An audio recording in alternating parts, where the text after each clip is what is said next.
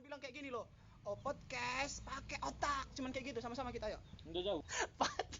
Terakhir Udah jauh. biar Udah jauh. bubar. Enggak mau lagi. Udahlah, podcast tutup.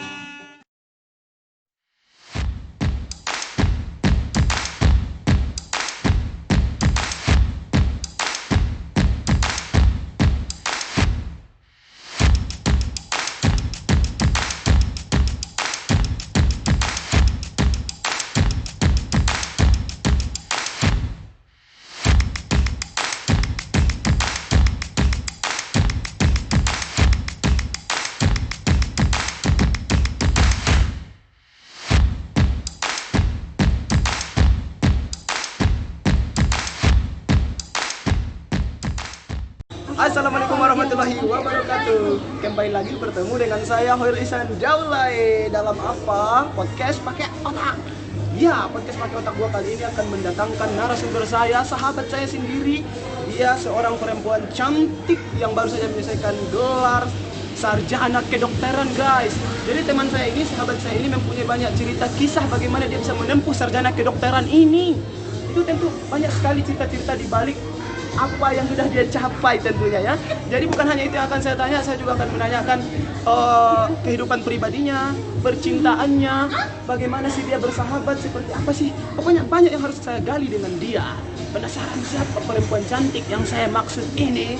Langsung saja kita berkenalan dengan Sarah Sophie. Apa sih? Oke.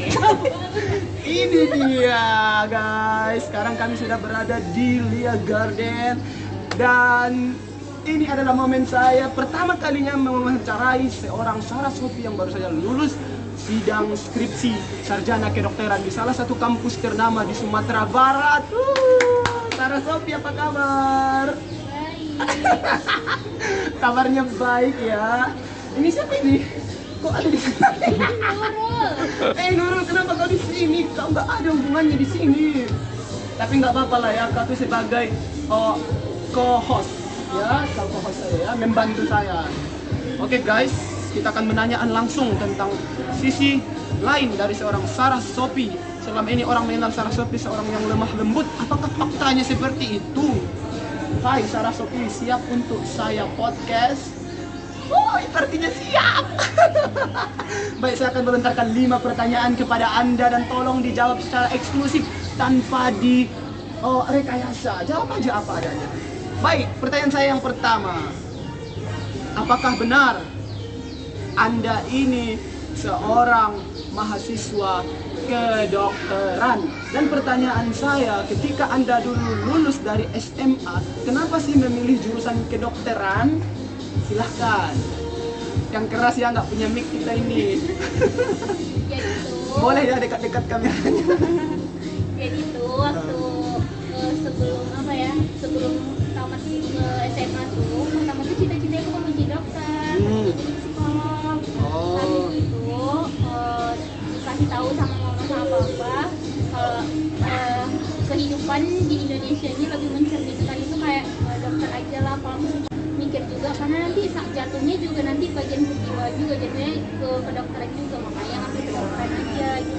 Oke, berarti sebenarnya jurusan yang pertama yang dilihat itu psikologi. Tapi melihat mungkin dalam perspektif Sarah Sophie dan orang tua Sarah, justru nanti yang lebih dibutuhkan masyarakat itu adalah dunia kesehatan. Makanya lebih memilih untuk mengambil jurusan kedokteran. Dan makanan telah tiba, silahkan.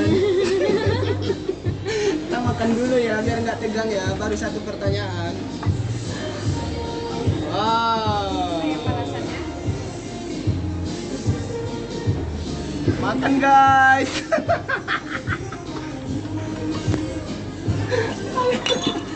Oh iya, kakak juga boleh subscribe YouTube kita ya.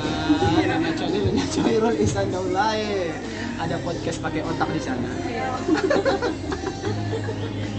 Oh iya, untuk apa namanya kameramen kita tahan dulu ya. Boleh di-cut dulu karena kita mau makan sebentar. Jangan dulu di-cut. Kami adegan makan dulu ya. Ayo makan dulu guys, kita makan dulu. Oke guys, tadi saya sudah menanyakan satu pertanyaan kepada sahabat saya Sarah Sophie, dan orang yang di sebelah kita tadi, yang di tengah-tengah kita ya, perempuan yang nggak ada cantik-cantiknya itu udah kita asingkan.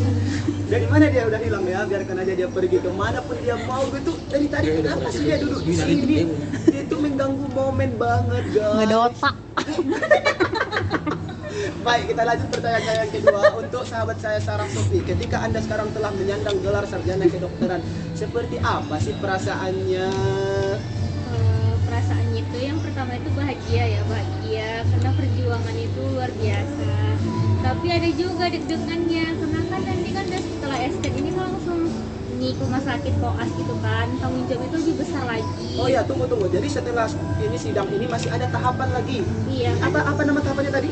Koas. Koas ini kita harus ke rumah sakit. Iya. Jadi kan kalau misalnya kan yang kemarin sebelum STEM itu kan katanya itu preklinik, jadi itu cuma kuliah gitu kan. Jadi sekarang ini koas, ilmu yang kita pelajari waktu kuliah itu ini terapinya ke rumah sakit langsung. Wah, itulah yang menjadi tantangan untuk seorang kedokteran ya. Tapi kami berharap, kami berdoa dan berharap semoga Sarah Sophie bisa melewati itu semua. Dan nanti ketika Anda telah koas itu ada lagi penambahan gelar itu atau gimana? Kan kalau sekarang itu masih sarjana kedokteran, jadi itu selesai koas ada ujian UKM PPD, itu UKM PPD itu ujian nasional untuk mendapatkan gelar dokternya. Oh, jadi gelar dokter. Ya semoga secepatnya sahabat kita ini menyelesaikan gelar itu dan mendapatkan gelar itu. Oke, sekian pertanyaan seputar pendidikan Anda ya. Kita masuk ke 3 pertanyaan yang lebih sensitif masalah percintaan dulu, boleh kali ya?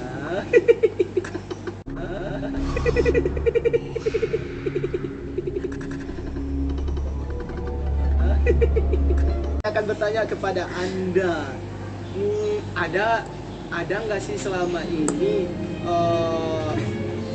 orang yang mensupport Anda dari belakang di balik kesuksesan Anda untuk meraih gelar sarjana ini? Sosok gitu loh, Banyak sosok. lah. Ada nggak sih orang yang dekat dengan Anda selama ini? Ya banyak lah, kalau katanya mensupport itu kan pasti kan Ya, orang sahabat-sahabat, tua, orang tua. sahabat, teman, orang-orang terdekat Iya. pasti support lah. Ya, betul. Nah, kalau yang saya maksud ini yang saya maksud ini, apakah Anda setelah lulus dari ini, apakah Anda sudah memiliki apa sih? Gimana sih maksud pertanyaan saya ini? Aku tuh maunya kamu nangkap langsung. Nggak bisa nangkap. Jadi saya tuh ngulur-ngulur lagi ya. Oke. Nah, apa sih yang akan Anda capai setelah ini? Kayak mas gini loh, setiap orang itu kan pasti ada pengen ke depan itu pengen jadi ini, terus selanjutnya jadi apa? Berkarir. Iya, berkarir. Terus habis itu apalagi seorang perempuan itu pasti kan memikirkan umur itu kan semakin bertambah. Jadi memikirkan lagi ke depannya. Tapi untuk saat ini Sarah itu lagi memikirkan ke depannya itu setelah udah jadi estet ini harus koas dulu gitu. Fokusnya ke koas dulu karena masih banyak lagi yang mau dikejar. Tapi kalau masalah jodoh itu ya pasti setiap orang tuh pasti pengen. Ya, dan nanti mudah-mudahan jodoh mendekat. Iya. Dan kalau memang jodoh kita itu adalah jodoh yang ditakdirkan Allah, ya pasti dia akan menunggu kita gitu ya Iya, mungkin iya. ya. Oke, aduh Bedu nggak berani sebenarnya menanyakan itu. Nah, sekarang saya bertanya kepada Anda, saya akan menunjukkan foto ini, foto persahabatan Anda. Ada 4 orang saya lihat Anda di jembatan salah satu desa di Panyebungan.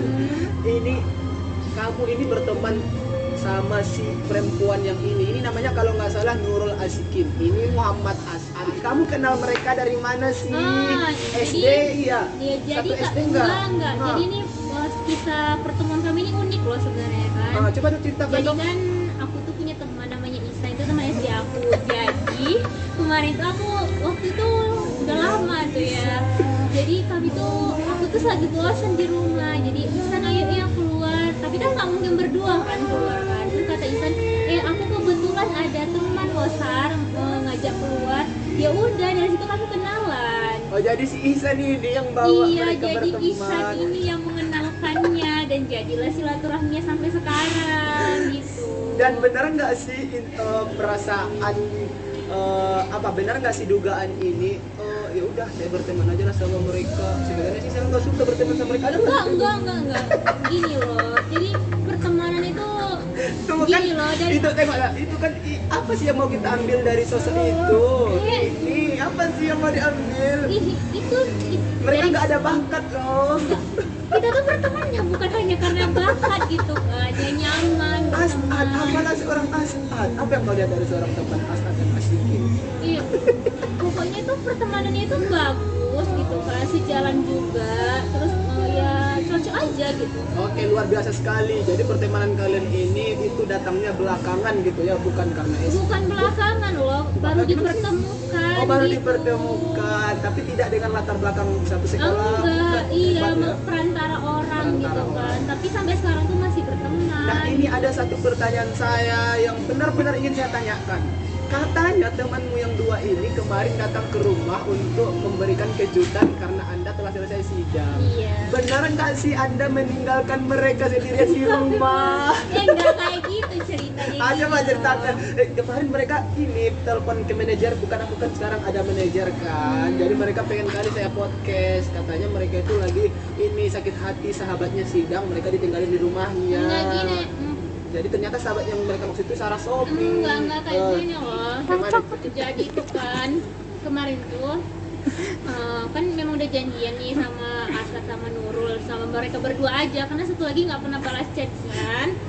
Jadi udah setelah itu memang Asad tuh bilang kami datang ke rumah Sarah di Jumat ya gitu kan. Iya, Sarah bilang gitu kan. Jadi memang mereka tuh datang memang habis Jumat, tapi kebetulan ada orang lagi yang datang gitu kan. Jadi bentrok gitu loh. Tapi nggak ada kok Asad sama Nurul itu sakit hati. Malah saya bilang kalian marah enggak? Dia bilang gitu kan. Mungkin Ya dia dapat makanya Sarah pura-pura enggak. kayaknya orang memang ikhlas memang Ikhlas. nggak marah gitu.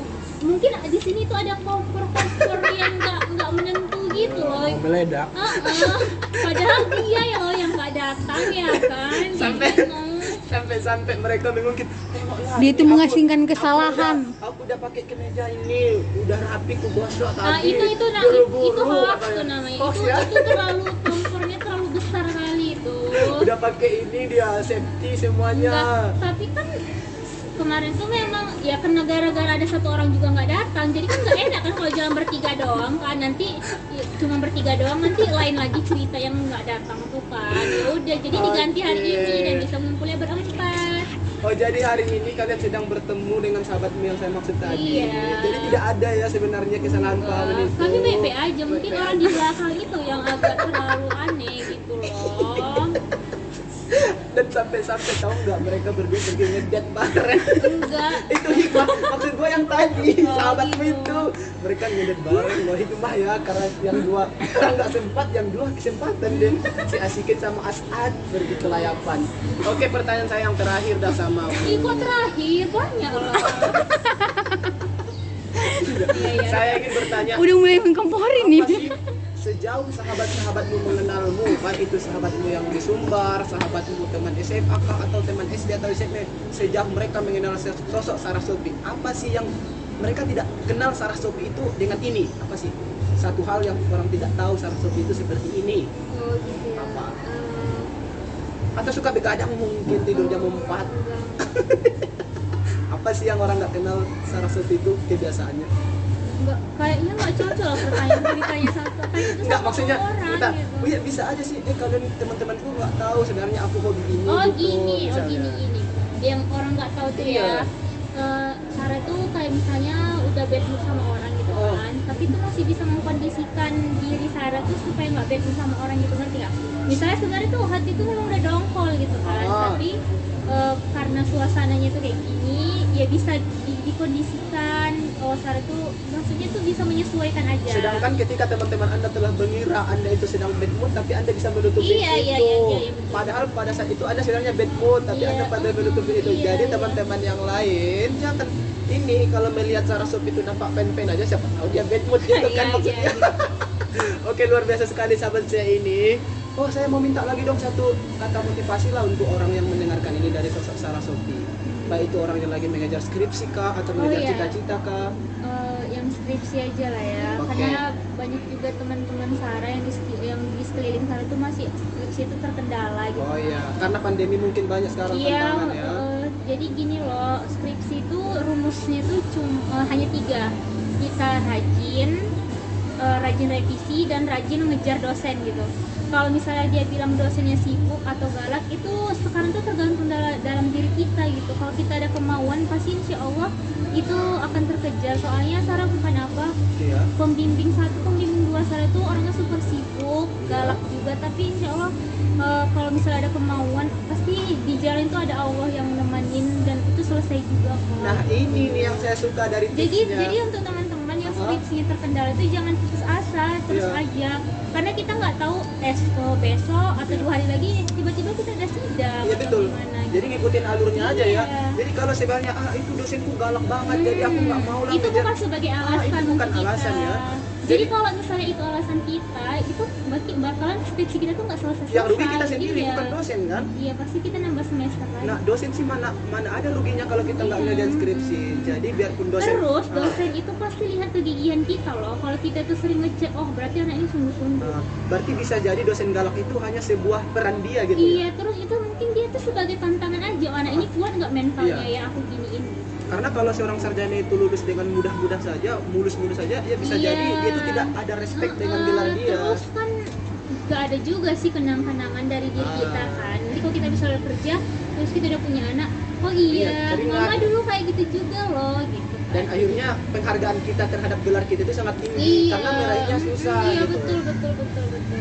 Oh gitu. Jadi teman-teman yang lagi bikin skripsi tetap kejar dosen Semangat. Anda, semangat karena tidak ada kemungkinan yang tidak bisa kita lewati kalau kita mau mengerjakannya. Iya, betul. Yang Cuma ada mustahil kemauan, iya. pasti ada jalan. Betul sekali, karena yang mustahil itu cuma satu. Anda pengen sukses tapi berdiam diri, Iya, itu nggak ada. mustahil. Oke, terakhir kita sebut podcast pakai otak. Yuk, caranya kayak gini, podcast pakai otak. Oke. Kenapa sih susah? Oke guys, kita tutup ya. 1, 2, 3. Podcast pakai otak. Bye. Assalamualaikum warahmatullahi wabarakatuh.